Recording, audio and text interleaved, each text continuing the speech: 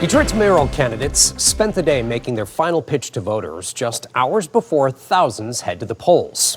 It's down to the wire for City Council President Mary Sheffield and Pastor Solomon Kinloch as they push to become the city's next leader. 7 News Detroit reporter Darren Cunningham spoke to voters tonight about their hopes for the future.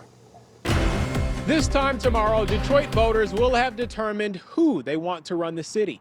We wanted to hear the issues voters would like to see addressed by the next mayor, whoever wins the election. Of course, I'd like to start addressing the safety of our city. There's entirely too much violence going on in our community, and it's affecting our kids and our seniors, but overall life. Dr. Jeffrey Robinson says he voted absentee, so he's already made his choice for mayor of Detroit between City Council President Mary Sheffield and Pastor Solomon Kinloch, both looking to replace outgoing Mayor Mike Duggan. Yet still, some voters are still making up their minds heading into Election Day. Undecided right now. I'm trying to take in all of the different information, see their track record, and, who's really going to give the most to the whole community and look out for everybody.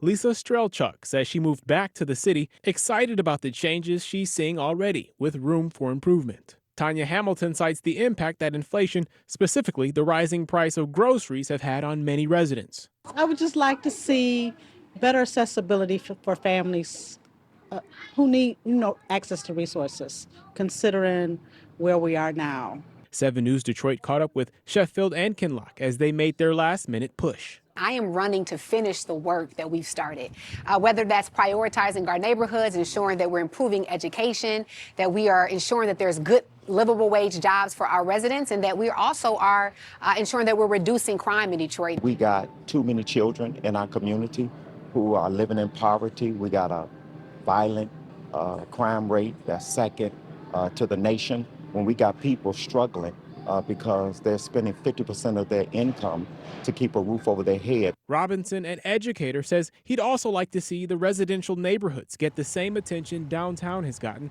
and for the city's future not to be overlooked. Everybody's talking about the renaissance that Detroit's going through, and they openly admit that the schools aren't doing that well. Then I don't think a city can be successful if it's leaving behind their children. Polls open bright and early at 7 a.m. and close at 8 p.m. On the west side, Darren Cunningham, 7 News Detroit. All right, thank you, Darren. And we want to remind you there's more on the ballot than just Detroit's mayoral race. Voters across Southeast Michigan will be choosing leaders in cities like Hamtramck, Dearborn, and Pontiac, to name a few.